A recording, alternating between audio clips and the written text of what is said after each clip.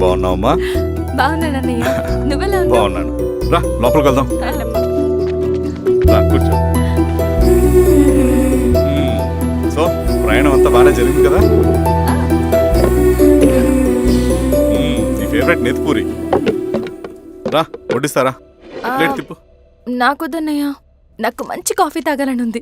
అమ్మో, నీకు నచ్చినట్టు కాఫీ చేయాలంటే ఆ దేవుడి దిగి రావాలి తల్లి.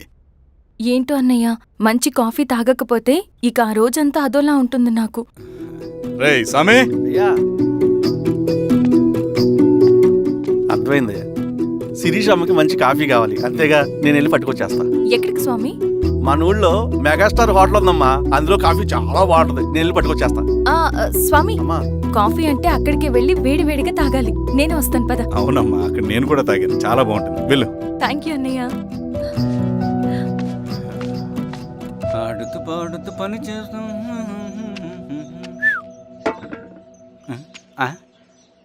ఏంది మీ పిల్లగాడికా? అవును. ఒకసారి పెట్టుకొని చూస్తా. పెట్టుకో.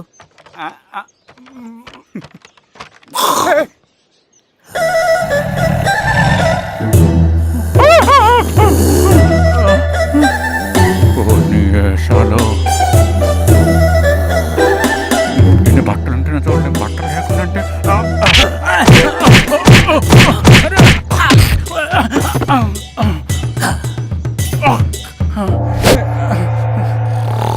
చంపేస్తా, నీకు దండ పెడతా.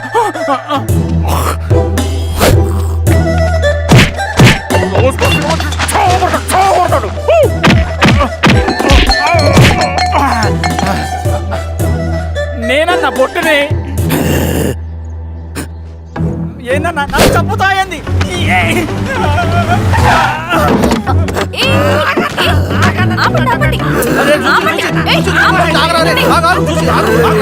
రాత్రి దొంగ సినిమా చూసాడమ్మా, పొద్దున్న నేను పొలాలు కొంచెం చంపేస్తాడమ్మా. మేడం మంచి కాఫీ పెట్టు. మేడమా? అయితే మేడంకి స్పెషల్ కాఫీయా? ఓకే అమ్మా, ఆడికి చిరంజీవి పిచ్చి. పిచ్చా? కాదమ్మా, ఫ్యాను. రండమ్మా కాఫీ తాదు కానీ. కూర్చోండి అమ్మా. ఏంటి స్వామి ఇతను? చాలా మంచోడమ్మా, మెగాస్టార్ సినిమాలు చూసిన వాళ్ళు అయిపోతాడు. స్వామి, అమ్మా ఈ కాఫీ నేను ఎక్కడో తాగాను. మేడంకి స్పెషల్ కాఫీయా? పద మేడం రాసుకో చూచి. Thank you. పద కూర్చో.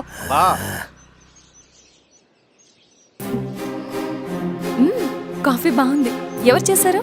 మా రవణ పెట్టాడమ్మా. రవి? ఎవరు రమ్మన? రవణ మేడం పిలుస్తున్నారు.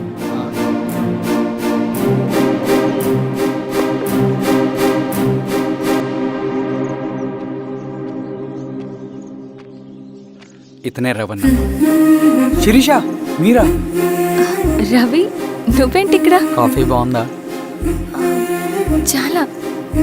అది కాదు రవి, నువ్వు ఇక్కడ? ఈ హోటల్ మనోల్దే. మన ఫ్రెండ్స్ అందరు బాగున్నారా? చాలా బాగున్నారు. అవును, మీరేంటి? ఏమైంది అన్నా అన్నా, ఏమైందన్నా? అన్నా, లే అన్నా. స్వామి త్వరగా కారుతా. జాగ్రత్త అన్నా, త్వరగా పట్టిది అన్నా. అన్నా త్వరగా పోనీ.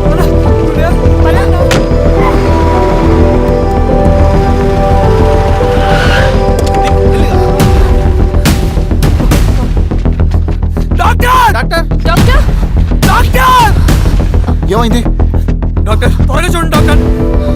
లోపల తీసుకురండి.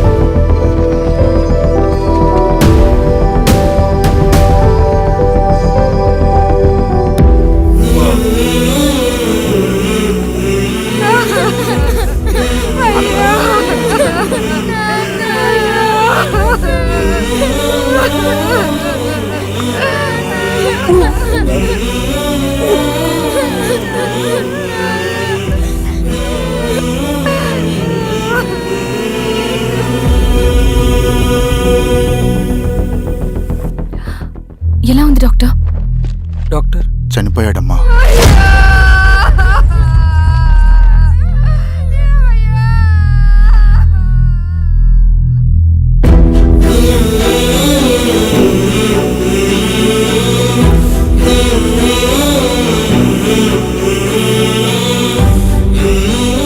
పేపర్స్ ఏంటి రవి?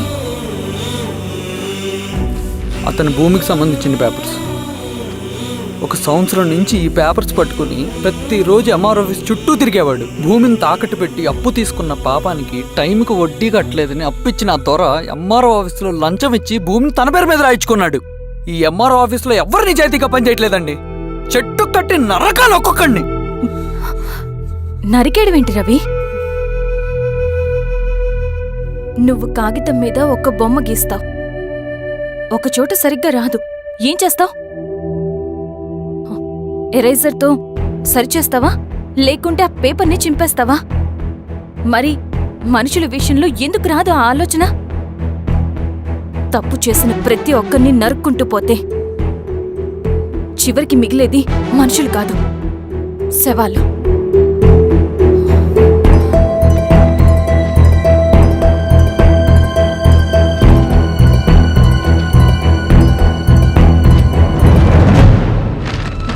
పదరవి రా.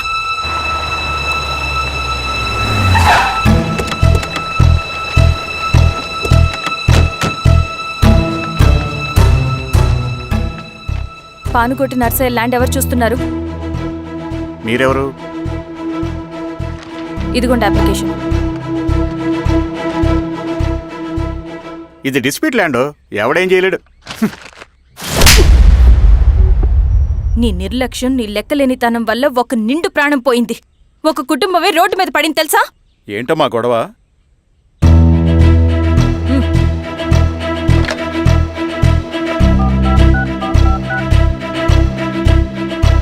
Hello sir.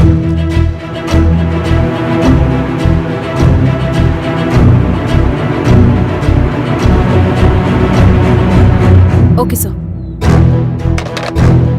You are dismissed. Peon, నేను ఒక పేపర్ ఇస్తాను, అది కలెక్టర్ గారికి ఫ్యాక్స్ చేయి. అలాగే మేడం. ఎవరమ్మా మీరు? ఈ ఊరికి కొత్తగా వచ్చిన ఎంఆర్ఓ.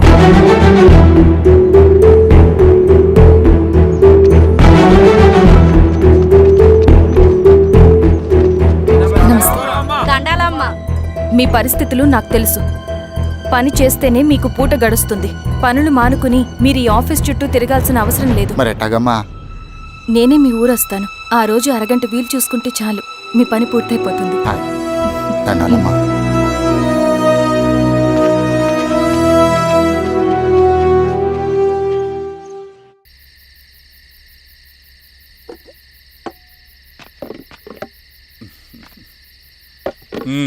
ఎంఆర్ఓ గారు, ఏంటి ఛార్జ్ తీసుకున్న మొదటి రోజే ఆఫీస్లో మీ పవర్ చూపించారట?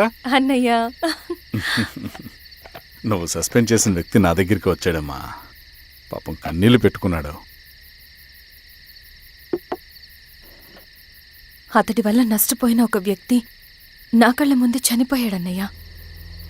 కన్నీళ్లు ఎన్నిసార్లు తుడుచుకున్నా పోతాయి, కానీ వీళ్ల నిర్లక్ష్యంతో పేదవాళ్ల ప్రాణాలే పోతున్నాయి. అన్నయ్య, మనూరి సమస్య పేదరికం కాదు, నక్సలిజం. నాలాంటి ప్రభుత్వ ఉద్యోగులు వాళ్ళ డ్యూటీలు సక్రమంగా చేయకపోవడం వల్ల విసిగిపోయిన జనం అడవిలో వాళ్ల హెల్ప్ తీసుకుంటున్నారు. ఒక వ్యవస్థ ఇక్కడ సరిగ్గా పనిచేయనందుకే మరో వ్యవస్థ అక్కడ పుట్టింది. అందుకే నా పన్నం చేయనివ్వండి. స్నానం చేసిరండి, భోజనం చేద్దాం.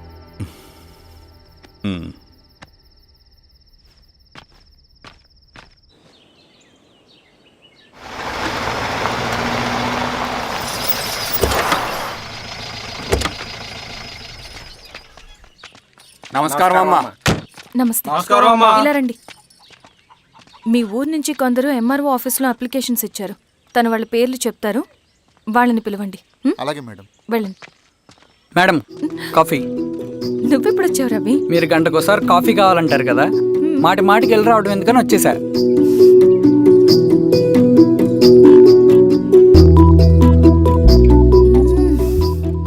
రవి, ఈ కాఫీ కోసమైనా నేను పెళ్లి చేసుకోవచ్చు. అదేంటి అలా అనేసారు? That's a compliment. భలేవారండి బాబు. దండాలమ్మా. నమస్తే. ఇలా ఇవ్వండి. చెప్పండి, మీ సమస్యలేంటో. పేరు తలుపుల వీరాంజనేయులు. ఉన్నది 3 ఎకరాల పొలం. చిన్నుపాటి ధనుంజయరావు అనే మహానుభావుడు అందులో 2.5 ఎకరాల భూమిని తన పేరు మీద రాయించుకున్నాడు. అడిగితే నీ దిక్కున్న చోటు చెప్పుకోమన్నాడు. దిక్కులేనాడు కాబట్టి అరెకరం భూమి మీదే పెద్ద కుటుంబాన్ని నెట్టుకొస్తున్నాడు. అవునమ్మగారు, ఆ పొలం ఎలాగైనా తిరిగి ఇప్పించేయండి అమ్మగారు. ఆ పొలం కోసం 3 సంవత్సరాల నుంచి తిరుగుతున్నాను అమ్మగారు. వీరబాబు, వీళ్ళందరి దగ్గర కలెక్ట్ చేసుకో. మేడం, దాదాపుగా ఇక్కడ ఉన్న వాళ్ళందరి పరిస్థితులు ఇవే. వీళ్ళ సమస్యలు పరిష్కారం కావాలంటే మాట్లాడాల్సింది వీళ్ళతో కాదు మేడం, మన ఊరి పెద్ద మనుషులతో. ఆహా. ఇందు మూలంగా 50 మంది గ్రామ ప్రజలకి తెలియజేయదేవనగా శ్రీరామగిరి గ్రామ పంచాయతీ మోతుబరి రైతులు, సన్న చిన్నకారు రైతులందరూ రేపు ఉదయం 10 గంటలకి ఎంఆర్ఓ ఆఫీస్ దగ్గరికి రావాలా.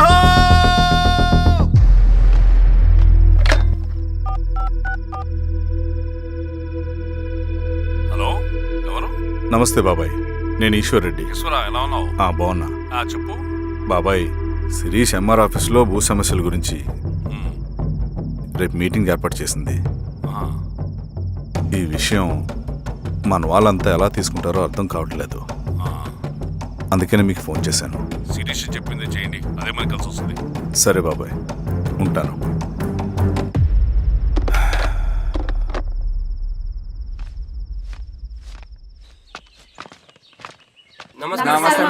నమస్తే అమ్మా. కూర్చోండి.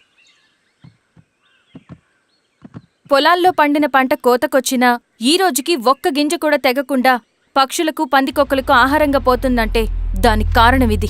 ఈ ఊరికి పట్టిన దౌర్భాగ్యం మీరు చేసిన అక్రమాల చిట్టా.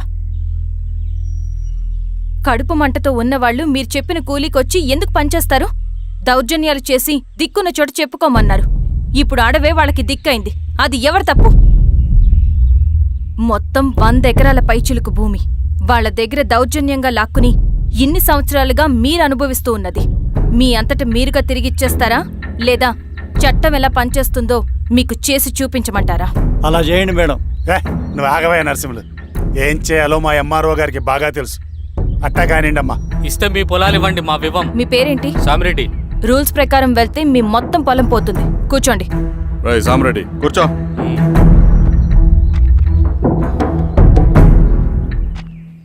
ఏమ్మా, సంతోషమేగా? మరీ నువ్వు అనుకున్నంత చెడ్డవాళ్ళేం కదమ్మా మనోళ్ళు.